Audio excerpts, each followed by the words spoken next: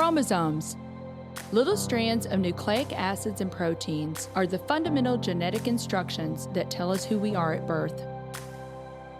Most people are born with 46 chromosomes, but each year in the United States, about 6,000 people are born with an extra chromosome, making them a person with Down syndrome.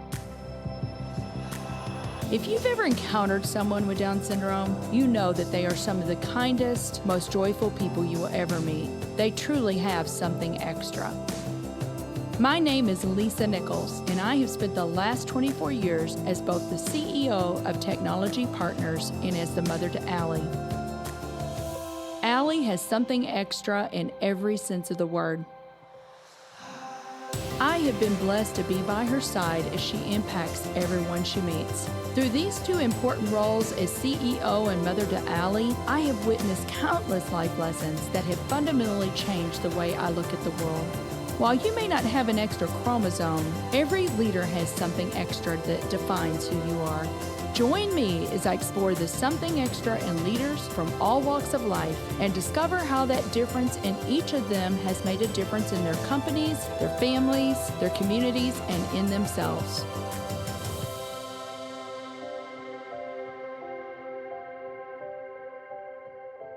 I'm very excited to have Mindy McAlindon on the show today. Mindy is a seasoned brand and marketing strategist focused in the area of nonprofit organizations, packaged goods, TV and film, and music startups.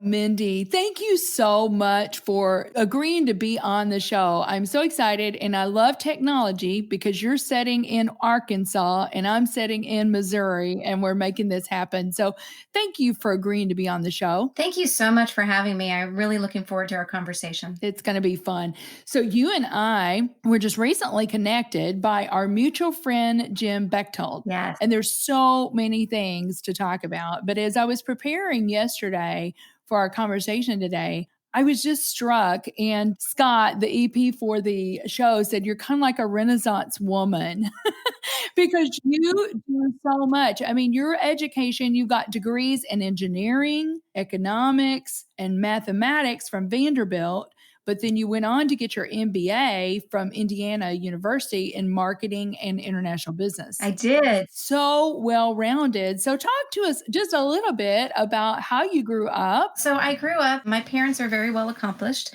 My dad worked for Procter & Gamble straight out of college. And of course, we moved every 3 or 4 years growing up. He worked his way up to be a vice president at Procter & Gamble. So, very hard charging. My mom, equally hard charging, stayed home with us. She was an English teacher. And then when I was in junior high, I went back to work and was herself a principal in a healthcare company just a few years after going back to work. So I definitely have high standards within my family and high expectations for achievement. So do you have siblings? I do. I have a brother who lives in Nashville. He is also a consultant. And then I have a sister who's since passed away. Oh, I'm sorry about that. That's got to be tough. You've had a few life interruptions. So you had models that you could watch in your parents, because like you said, very high achieving. I'm sure that education was really important to them and they passed that on to you guys. And so, that makes a lot of sense why you went and got, let's say 1, 2, 3, 5 or 6 different degrees here.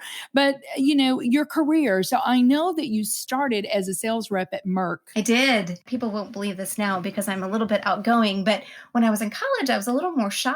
And I looked at my job opportunities and decided I actually need to go into sales.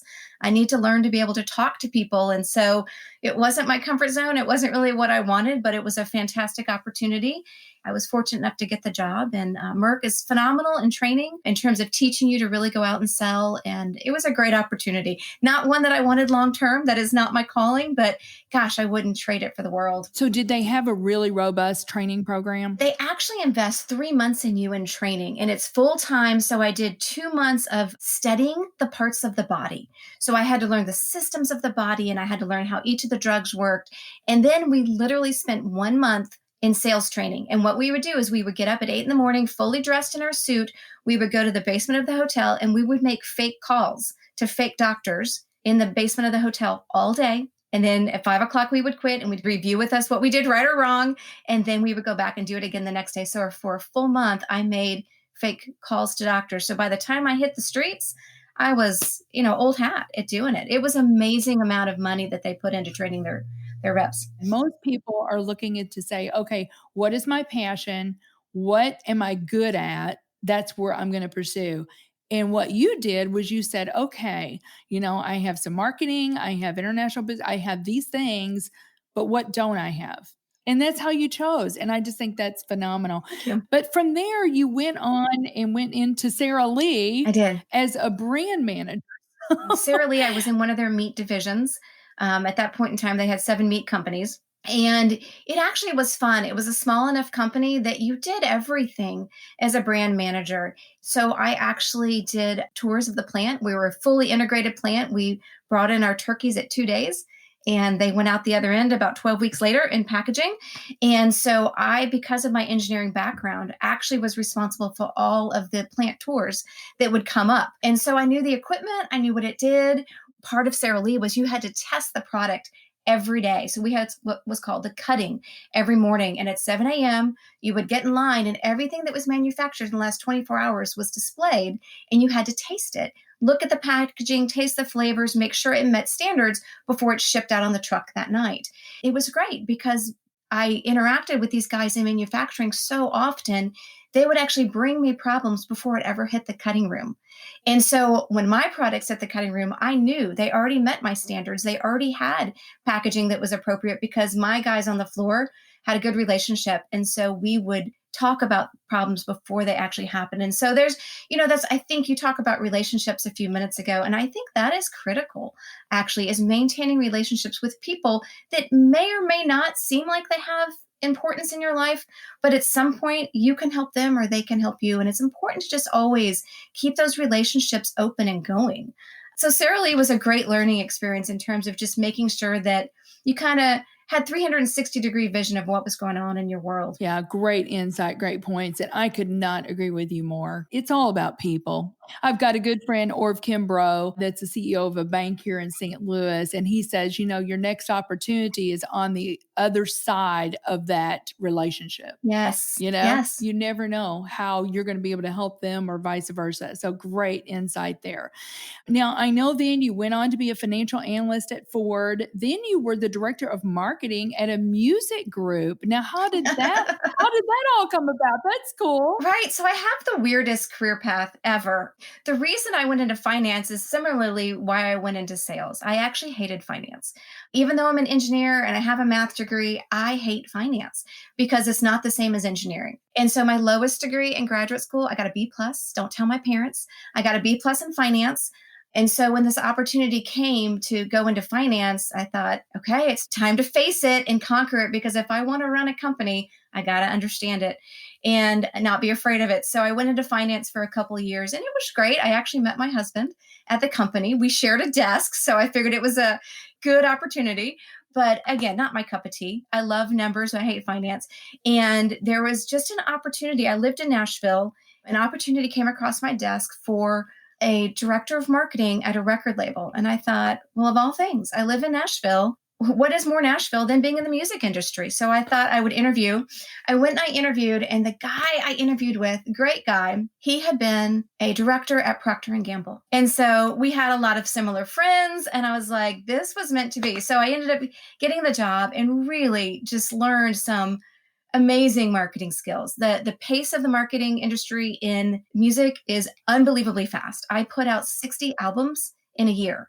So 60 marketing plans, 60 budgets in a year. It was crazy. The way decisions were made, just completely different than traditional brand marketing. And it was really, really a fun industry to be involved in. That sounds like a fun job. So tell us, are there artists that we would know that you were representing, that you were marketing for? So probably not. I worked for a Christian label. Probably the biggest album that we put out, and we actually won marketing plan of the year for it, was the Wow albums, which are the compilation of, the top 30 Christian songs of the year.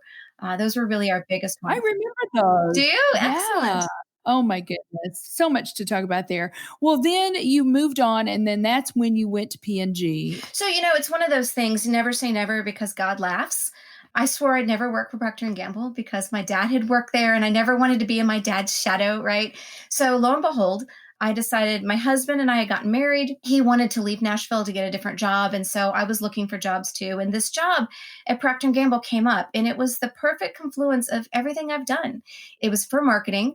It had budget responsibility. It involved some sales, and it involved healthcare marketing. And so I was like, well, I have all that. And so I interviewed. It was a perfect fit. Such amazing people that I worked with there, and just really, really great. And then my husband actually got a job at P&G about 2 months later. And so we were working together again at Procter & Gamble, which was very fun. And I worked there until I had my first kid, at which point I decided to go ahead and stay home and take care of them for a while. Yeah, well, that's a perfect segue. So you do have 4 children. I do. 19, 18, 15, and 10, and you've homeschooled them. I have. But in the middle of homeschooling, you had a life interruption. I want to talk about that, Mindy. And then also you've continued to do some consulting work and some branding work and stuff, in addition to the homeschooling. So what was that decision like? We homeschooled our kids from 1st to 6th grade. So for us, it was a pretty easy decision. My daughters were in 1st grade and kindergarten, and they were in a private school, but they weren't being challenged, regardless of, my encouragement to the school, which I'm sure they appreciated, like, hey, can we give them different work, or can we up level their work? And, their response was no, we can't. And I thought, well, why am I paying thousands of dollars for this school that you can't meet my kids' needs? And so we decided at that point to go ahead and homeschool them for a year and just see how it worked. And it was great. I mean, 1st grade and kindergarten are very easy to homeschool, right? And so I didn't know what I was getting into. And then we just kept it up. I realized my kids were thriving. I actually loved spending time with my kids. I had my first 3 kids I had under 4 years. So they're very close together. And I would call them my entourage, because whenever you just went to the dry cleaners, you walked with this huge group of people. But it was great. They did everything with me. I was still involved in doing some consulting work, also involved with some political and just community things. And I would drag them with me wherever I went. So they learned at a very early age the importance of civic involvement. They learned the importance of relationship, right? The beauty of homeschooling, I think one of the things that my kids have learned is that you accept people for who they are. People homeschool for a variety of reasons. Sometimes it's because their child has special needs. Sometimes they're just socially awkward. And with homeschooling, it doesn't matter. You just kind of accept them. And so I would see my teenagers playing with an 8-year-old, and you never would see teenagers playing with an 8-year-old anywhere else. But in a homeschooling environment, you just kind of go, we're here, we're people, we're just going to make the best of whatever's going on today. And so I really loved that for my kids. And so I actually have ended up homeschooling my kids all the way through. I've got 2 girls in college now, and yes, they did well on their standardized tests, and yes, they have social skills. So all of that's positive. And then I still have my boys at home. Oh, I would love just to dig in more to that. So we may have to just do another podcast episode about homeschooling. We do need to take a quick break, and then we will be right back with Mindy. We at Technology Partners understand the difficulty to find work that is engaging, yields high pay, and facilitates a work-life balance. Over the past 25 years, we have enhanced the IT teams of over 244 client companies and placed more than 3,000 IT professionals with them on short-term or permanent basis. Our staff includes over 300 experienced IT professionals, so if you're looking to take the next step in your career, visit jobs.technologypartners.net, apply for a job, and one of our expert recruiters will be happy to connect with you. So, Mindy, I want to talk about this, and I know that this can be really difficult to talk about. So I appreciate your willingness to be vulnerable. So here you are, you've got these 4 beautiful children, you're homeschooling, you're doing all of this. And what happened? I got sick. We thought that I was pregnant again, which would have been my 5th, right? My baby was not even a year old yet. So we went to the doctor, and the doctor kind of did an ultrasound and looked at the ultrasound tests and said, I don't really know what this is. And I thought, well, okay, that's not good. Those aren't good words to hear. And so we went through some tests, and they said, it looks like there's a mass forming in your uterus, and we're going to have to remove it. And I said, well, that's fine. We can deal with this. So we did. We removed it. And they said, we'll call you if there's any other problems. So about 2 days later, I get a call. It was about 9:00 at night. Never good to get a call from a doctor at 9:00 at night. She was very clear. She said, you have a tumor. You will go through some MRI tomorrow, and you'll go through a CAT scan on Friday and you begin chemo on Monday. And I was like, what are you talking about? Like, I'm driving a car, right? It's 9:00 at night. I'm driving a car. I can't even process these words. And of course, my first thoughts were like, holy cow, what does this mean for my kids? My kids, they're under 10, all of them. Like, what would they do without their mom? And how would I prepare? And how much time do I have? You always go to the worst when you hear that. But the doctor was clear, it just depends on, has this tumor spread? And that's what we need to determine. So of course, my husband and I immediately immersed in prayer that things were fine and that things were contained. So we went through our tests and began 7 months of chemo. It was hard, but it was encouraging that it hadn't spread to my brain or to my lungs. And so the doctor felt very positive. I actually tried to talk to the doctor into just taking out my uterus. Let's just be done. And the doctor was clear, like, that's not a solution. Anyway, so the chemo was by far the best option for us. And so we went through that. And I think the biggest thing that I found was recognizing that God was in control of the situation. When I was pregnant with my fourth child, I don't know, you kind of get a wild hair, right? When you're pregnant sometimes. And I insisted to my husband that we switch doctors, that I needed to be at a very high rated neonatal facility. I don't know why. I just felt that way. And so we switched at 20 weeks. I actually switched my doctor, which is unheard of, but I was able to get switched. And of course, nothing happened. There were no complications. Well, it turns out, a year later, I would have this tumor. And because I was at this highly rated facility, they got me in really early and they did the testing, whereas my regular doctor didn't test you, for pregnancy till 12 weeks. Those 3 weeks could have made all the difference in my life.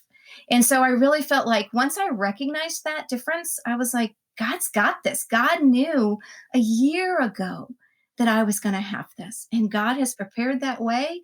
So it was just this confidence in this peace that even though it was miserable to go through, I had friends and family that took care of my kids for me. We talked about my mom would come every other week when I had chemo and pick up my kids and take care of them for several days so that I could be at home and be sick and without worrying about taking care of others. And it was just such a blessing. And really a blessing that came out of that was the relationship that my girls developed with especially the littlest of my kids to become his mom.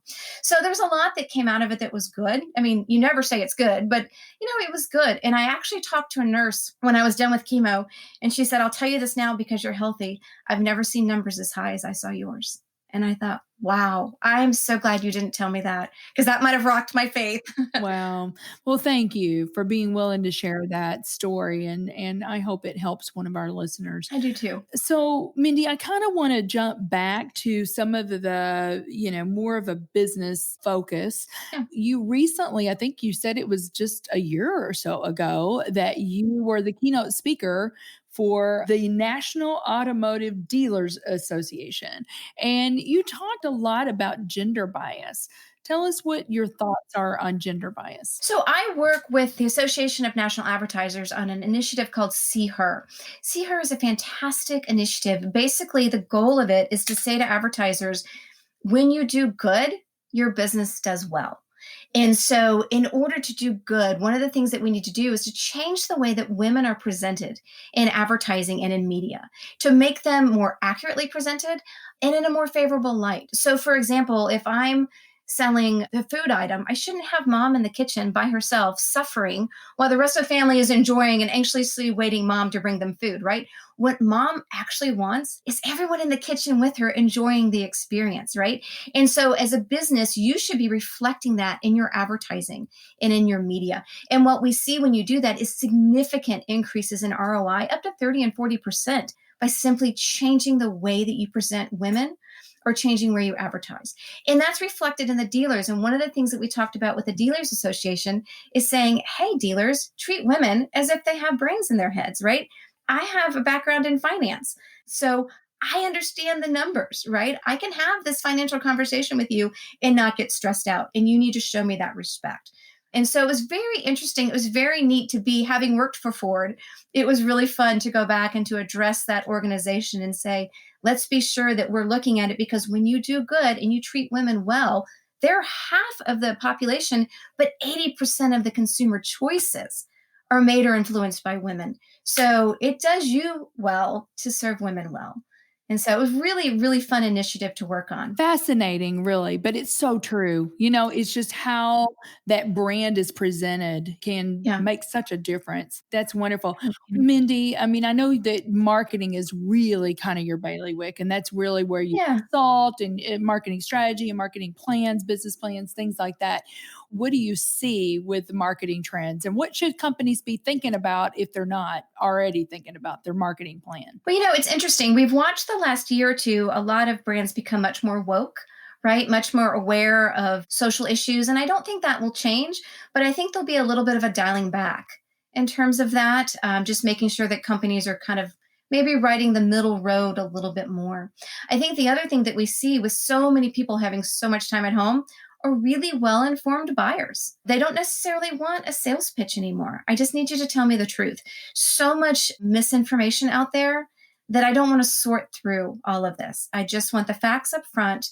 I just want to be able to trust you, right? I want brands I can trust. And so I think those are some of the things we'll see going forward, is maybe a little bit more of that. And then I do think we're going to see a lot more levity, especially I'm hoping with the Super Bowl, we will definitely see more levity and a little less weight in the coming year, because I think we all need that. We certainly do. So I want to talk about something kind of fun. I think it's really fun. Okay. Talking about this last year, and that we need more levity.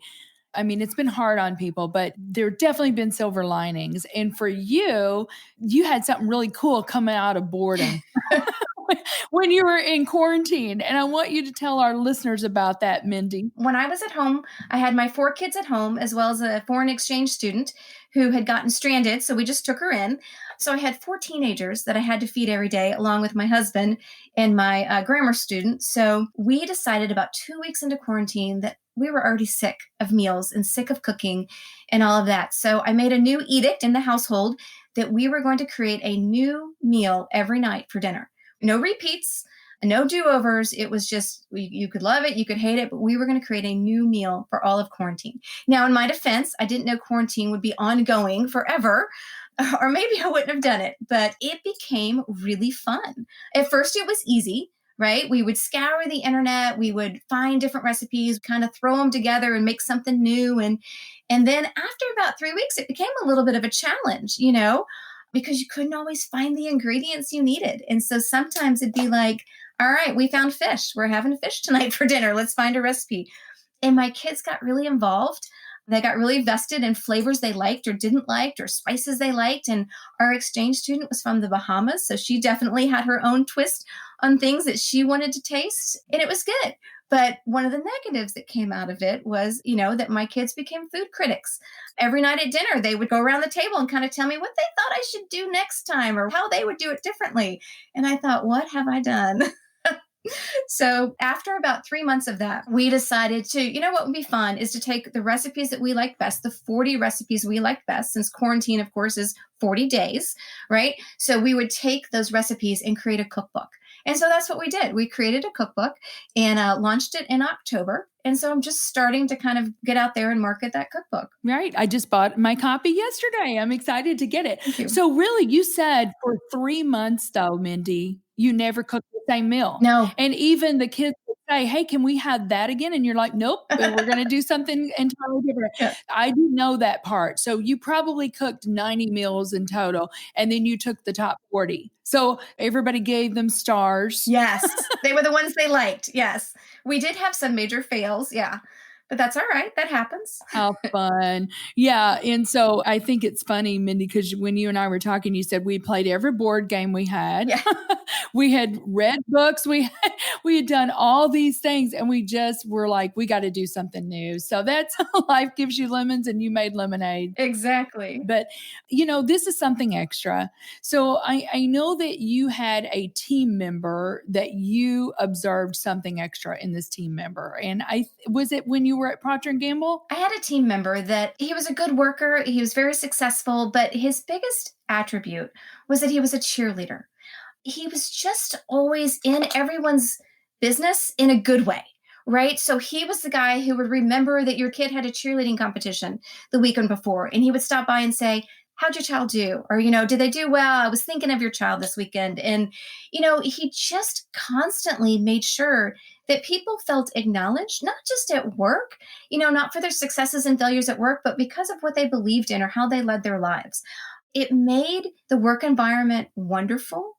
It made coming to work a positive experience. If you'd have a bad day, he's the guy who you went and talked to because you knew he'd find that lemonade right out of the lemons that you were going through. And it was just an amazing experience. I feel like if you have a team, you have to include a guy or a girl who's a cheerleader, who's going to take the time, and whether that's you as the leader, or sometimes it's better if it comes from someone else because it feels more sincere, right? When it's not coming from the leader who just wants to accomplish things. It was amazing to see someone who just always had this bright, sunny personality and just really made sure people were achieving their best every day. Wow, that's amazing. Well, thank you so much. And I think that's great advice. And it's hard because you've got so much things going on in your own life, right? To remember that Sally's son, Johnny, had some sort of tournament. I mean, it's hard to do that. But listen, what it means to be human. Yeah. And, you think about how important your children and your family are to you. Listen, everybody else is the same way. Right. So, really being genuinely interested in the rest of somebody's life, not just what they're doing in the office. Absolutely. So great advice. Well, Mindy, this has just been so much fun, but I do want to give you an opportunity to pitch something. I think I know what you're going to pitch. Tell our listeners, about something that is exciting to you and how they can get involved, or if it's your cookbook, how they can get your cookbook. Thank you. So yes, my cookbook is available at forthelovecookbook.com. It's also available on Barnes & Noble and Amazon. I encourage you to try it. It's got 40 of our best recipes, as well as appetizers, desserts, and a few bread recipes, because who didn't make bread during quarantine? And so I just encourage y'all to go out and try it and mix up your dinner.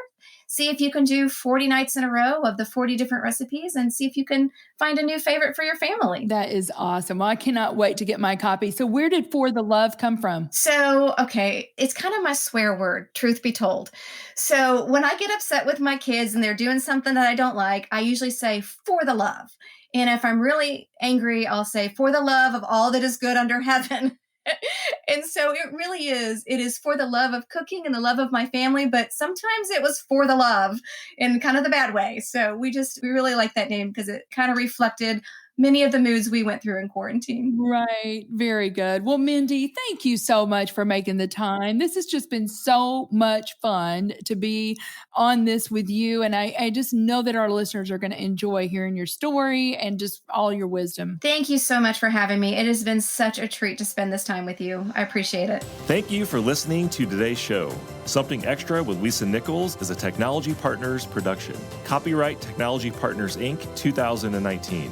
For show notes or to reach Lisa, visit tpi.co/podcast. Don't forget to leave a review on Apple Podcasts, Google Play, or wherever you listen.